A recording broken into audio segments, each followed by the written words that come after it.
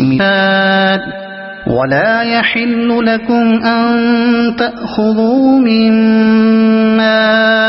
آتيتموهن شيئا إلا أن يخافا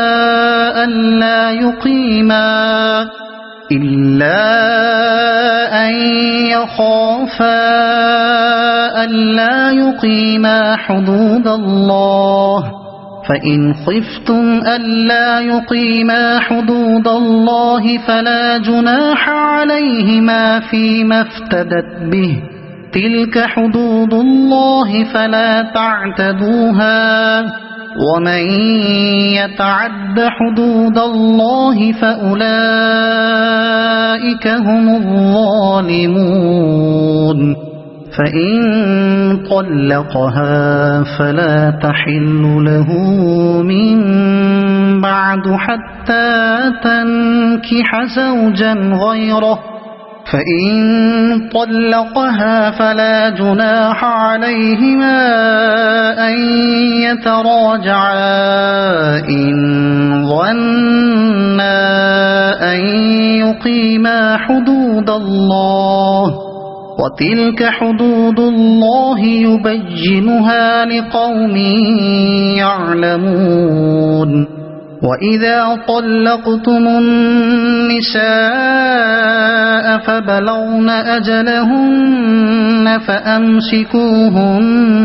بمعروف أو سرحوهن بمعروف ولا تمسكوهن ضرارا لتعتدوا ومن يفعل ذلك فقد ظلم نفسه ولا تتخذوا آيات الله هزوا واذكروا نعمة الله عليكم وما أنزل عليكم من الكتاب والحكمة يعظكم به واتقوا الله واعلموا أن الله بكل شيء عليم وإذا طلقتم النساء فبلغن أجلهن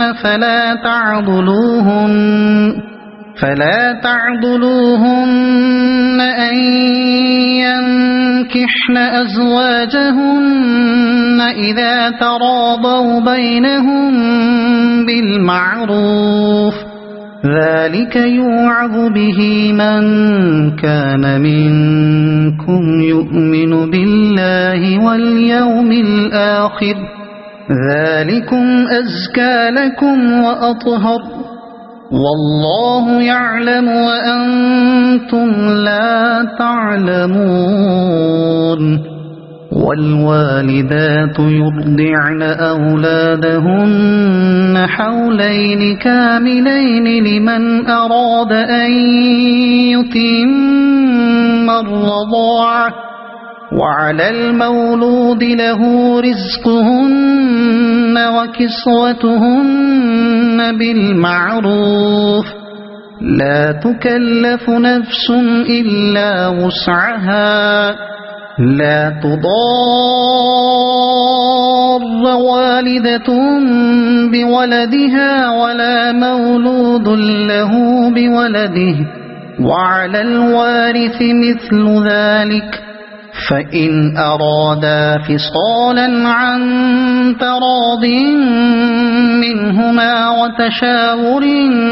فلا جناح عليهما وإن أردتم أن تسترضعوا أولادكم فلا جناح عليكم إذا سلمتم ما آتيتم بالمعروف واتقوا الله واعلموا أن الله بما تعملون بصير والذين يتوفون منكم ويذرون أزواجا يتربصن بأنفسهن 4 أشهر وعشرا فإذا بلغن أجلهن فلا جناح عليكم فيما فعلن في أنفسهن بالمعروف والله بما تعملون خبير ولا جناح عليكم فيما عرضتم به من خطبة النساء أو أكننتم في أنفسكم علم الله أنكم ستذكرونهن ولكن لا تواعدوهن سرا إلا أن تقولوا قولا معروفا ولا تعزموا عقدة النكاح حتى يبلغ الكتاب أجله واعلموا أن الله يعلم ما في أنفسكم فاحذروه واعلموا أن الله غفور حليم لا جناح عليكم إن طلقتم النساء ما لم تمسوهن أو تفرضوا لهن فريضة ومتعوهن على الموسع قدره وعلى المقتر قدره متاعا بالمعروف حقا على المحسنين وإن طلقتموهن من قبل أن تمسوهن وقد فرضتم لهن فريضة فنصف ما فرضتم إلا أن يعفون أو يعفو الذي بيده عقدة النكاح وأن تعفوا أقرب للتقوى ولا تنسوا الفضل بينكم إن الله بما تعملون بصير حافظوا على الصلوات والصلاة الوسطى وقوموا لله قانتين فإن خفتم فرجالا أو ركبانا فإذا أمنتم فاذكروا الله كما علمكم ما لم تكونوا تعلمون والذين يتوفون منكم ويذرون أزواجا وصية لأزواجهم متاعا إلى الحول غير إخراج فإن خرجن فلا جناح عليكم فيما فعل في أنفسهن من معروف والله عزيز حكيم وللمطلقات متاع بالمعروف حقا على المتقين كذلك يبين الله لكم آياته لعلكم تعقلون ألم تر إلى الذين خرجوا من ديارهم وهم ألوف حذر الموت فقال لهم الله موتوا ثم أحياهم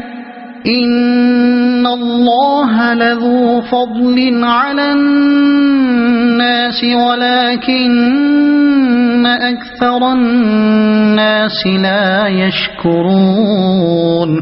وقاتلوا في سبيل الله واعلموا أن الله سميع عليم من ذا الذي يقرض الله قرضا حسنا فيضاعفه له أضعافا كثيرة والله يقبض ويبسط وإليه ترجعون ألم تر إلى الملأ من بني إسرائيل من بعد موسى إذ قالوا لنبي له مبعث لنا ملكا نقاتل في سبيل الله قال هل عسيتم إن كتب عليكم القتال ألا تقاتلوا قالوا وما لنا ألا نقاتل في سبيل الله وقد أخرجنا من ديارنا وأبنائنا فلما كتب عليهم القتال تولوا إلا قليلا منهم والله عليم بالظالمين وقال لهم نبيهم إن الله قد بعث لكم طالوت ملكا قالوا أنى يكون له الملك علينا ونحن أحق بالملك منه ولم يؤت سعة من المال قال إن الله اصطفاه عليكم وزاده بسطة في العلم والجسم والله يؤتي ملكه من يشاء والله واسع عليم وقال لهم نبيهم إن آية ملكه أن يأتيكم التابوت فيه سكينة من ربكم وبقية مما ترك آل موسى وآل هارون تحمله الملائكة إن في ذلك لآية لكم إن كنتم مؤمنين فلما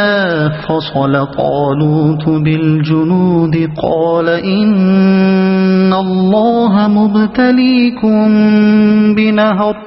فمن شرب منه فليس مني ومن لم يطعمه فإنه مني إلا من اغترف غرفة بيده فشربوا منه إلا قليلا منهم فلما جاوزه هو والذين آمنوا معه قالوا لا طاقة لنا اليوم بجالوت وجنوده قال الذين يظنون أنهم ملاقو الله كم من فئة قليلة غلبت فئة كثيرة بإذن الله والله مع الصابرين ولما برزوا لجالوت وجنوده قالوا ربنا أفرغ علينا صبرا وثبت أقدامنا وانصرنا على القوم الكافرين فهزموهم بإذن الله وقتل داود جالوت وآتاه الله الملك والحكمة وعلمه مما يشاء ولولا دفع الله الناس بعضهم ببعض لفسدت الأرض ولكن الله ذو فضل على العالمين تلك آيات الله نتلوها عليك بالحق وإنك لمن المرسلين تلك الرسل فضلنا بعضهم على بعض منهم من كلم الله ورفع بعضهم درجات وآتينا عيسى ابن مريم البينات وأيدناه بروح القدس ولو شاء الله ما اقتتل الذين من بعدهم من بعد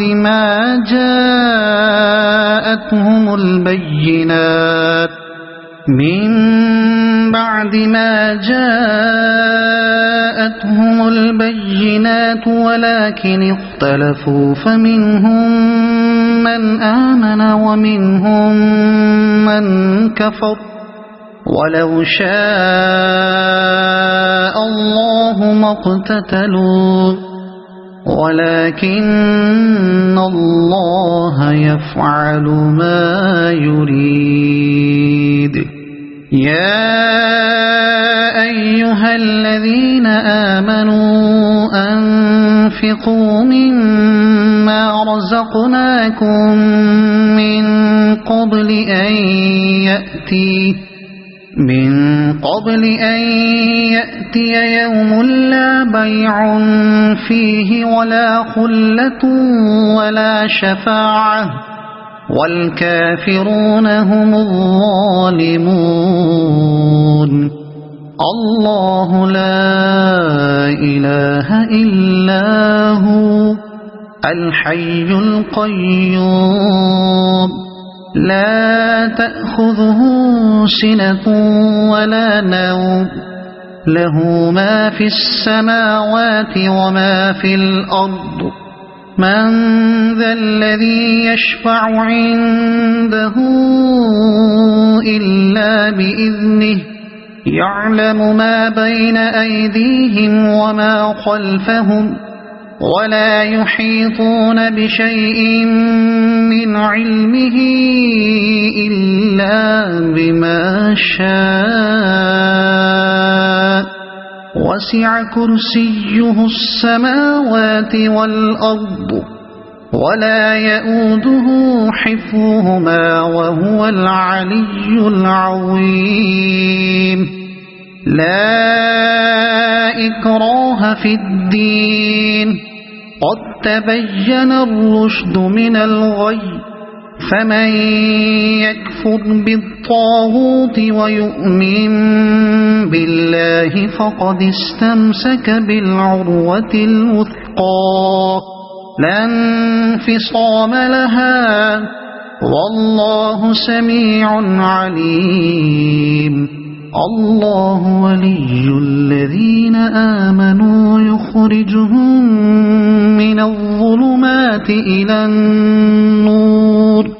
والذين كفروا أولياؤهم الطاغوت يخرجونهم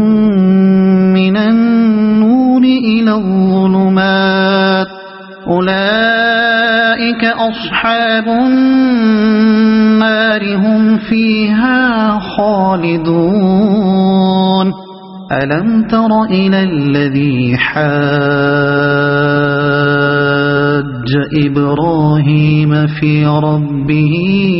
أن آتاه الله الملك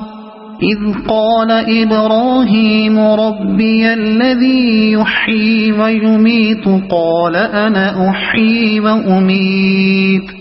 قال إبراهيم فإن الله يأتي بالشمس من المشرق فأت بها من المغرب فبهت الذي كفر والله لا يهدي القوم الظالمين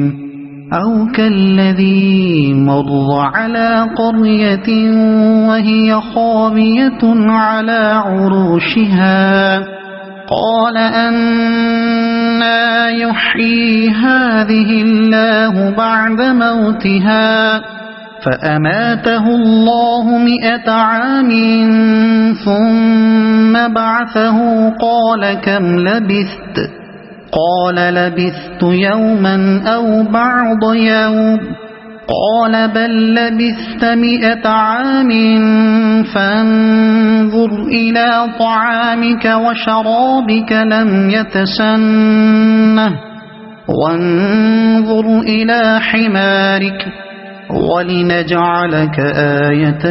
للناس وانظر إلى العظام كيف ننشزها ثم نكسوها لحما فلما تبين له قال أعلم أن الله على كل شيء قدير وإذ قال إبراهيم رب أرني كيف تحيي الموتى قال أولم تؤمن قال بلى ولكن ليطمئن قلبي قال فخذ 4 من الطير فصرهن إليك ثم اجعل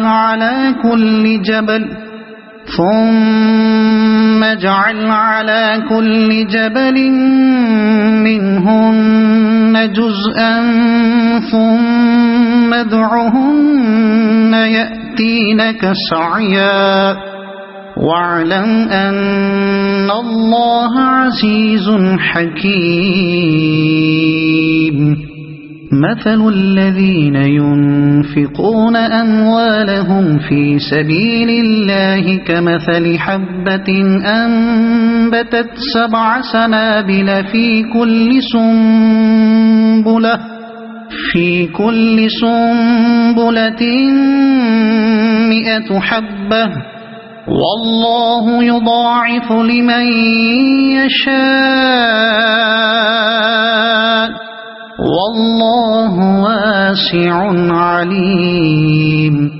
الذين ينفقون أموالهم في سبيل الله ثم لا يتبعون ما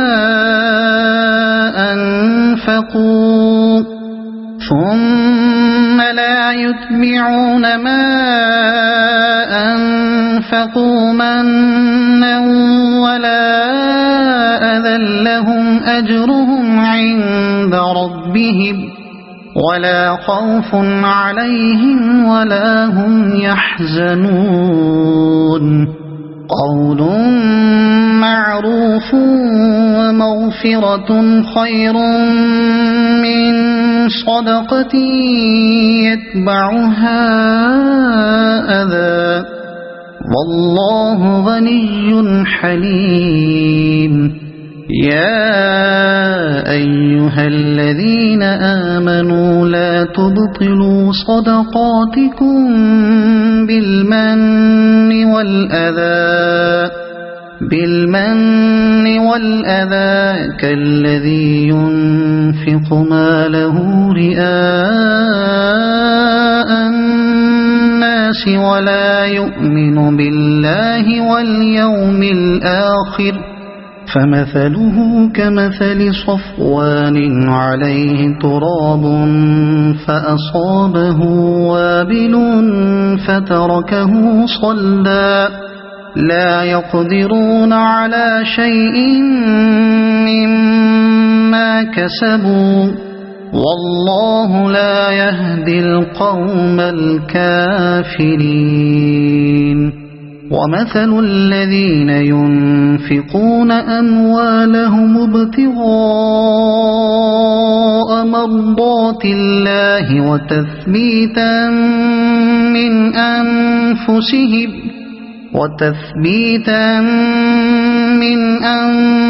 أنفسهم كمثل جنة بربوة أصابها وابل فآتت أكلها ضعفين فإن لم يصبها وابل فطل والله بما تعملون بصير أيود أحدكم أن تكون له جنة من نخيل وأعناب تجري من تحتها الأنهار له فيها من كل الثمرات وأصابه الكبر وله ذرية ضعفاء فأصابها إعصار فيه نار فاحترقت كذلك يبين الله لكم الآيات لعلكم تتفكرون يا أيها الذين آمنوا أنفقوا من طيبات ما كسبتم ومما أخرجنا لكم من الأرض ولا تيمموا الخبيث منه تنفقون ولستم بآخذيه إلا أن تغمضوا فيه واعلموا أن الله غني حميد الشيطان يعدكم الفقر ويأمركم بالفحشاء والله يعدكم مغفرة منه وفضلا والله واسع عليم يؤتي الحكمة من يشاء ومن يؤت الحكمة فقد أوتي خيرا كثيرا وما يذكر إلا أولو الألباب وما أنفقتم من نفقة أو نذرتم من نذر فإن الله يعلمه وما للظالمين من أنصار إن تبدوا الصدقات فنعما هي وإن تخفوها وتؤتوها الفقراء فهو خير لكم ويكفر عنكم من سيئاتكم والله بما تعملون خبير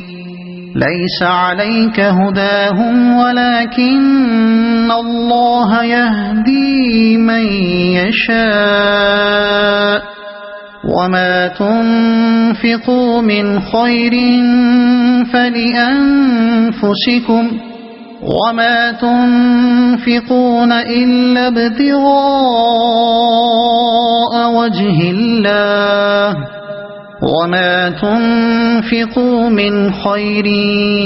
يوفى إليكم وأنتم لا تظلمون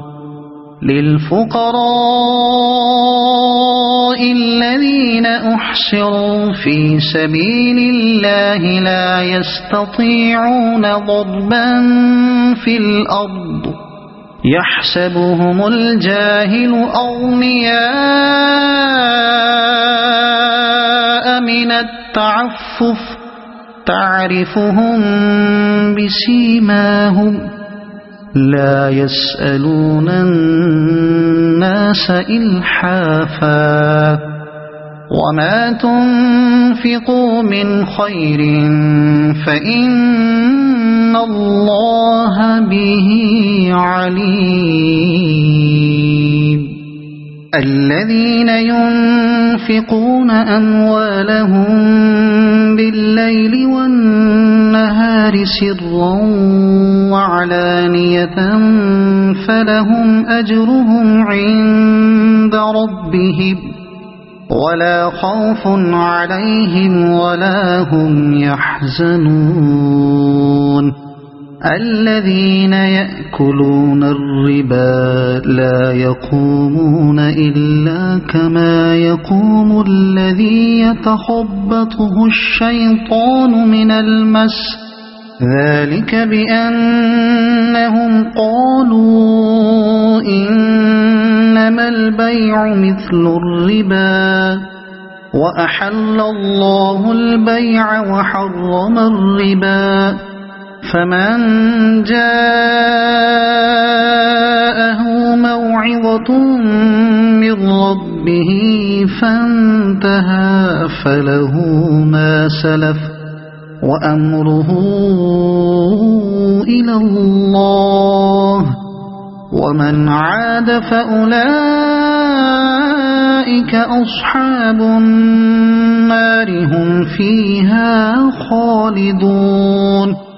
يمحق الله الربا ويربي الصدقات والله لا يحب كل كفار أثيم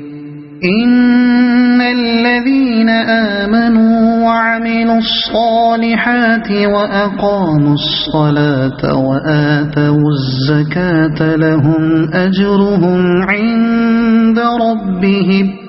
ولا خوف عليهم ولا هم يحزنون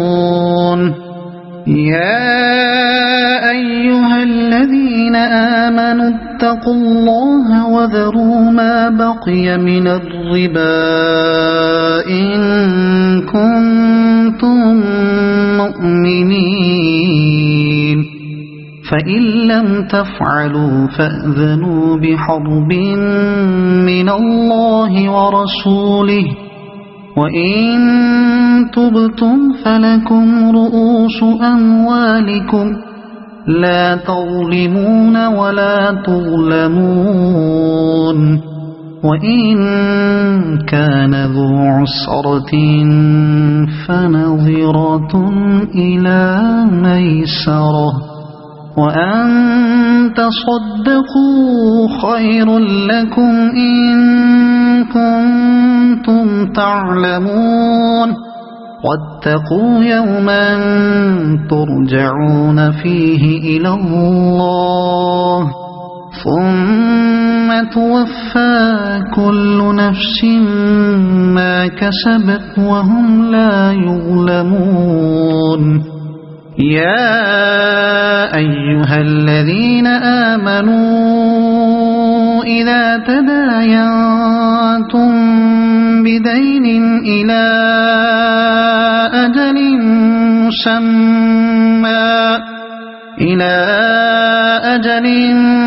مسمى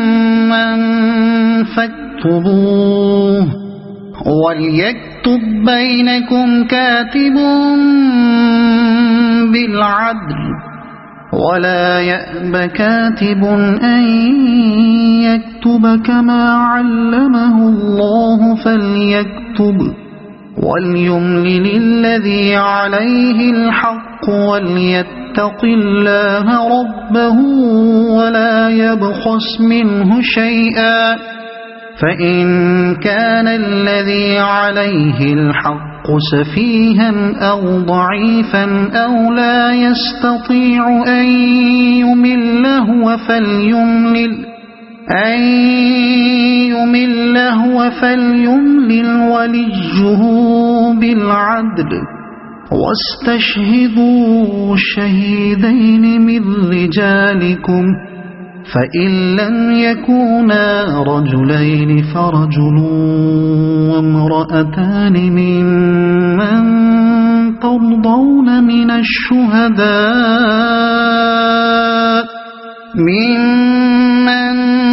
ترضون من الشهداء أن تضل إحداهما فتذكر إحداهما الأخرى ولا يأبى الشهداء إذا ما دعوا ولا تسأموا أن تكتبوه صغيرا أو كبيرا إلى أجله ذلكم أقسط عند الله وأقوم للشهادة وأدنى ألا ترتابوا إلا أن تكون تجارة حاضرة تديرونها بينكم فليس عليكم جناح ألا تكتبوها وأشهدوا إذا تبايعتم ولا يضار كاتب ولا شهيد وإن تفعلوا فإنه فسوق بكم واتقوا الله ويعلمكم الله والله بكل شيء عليم وإن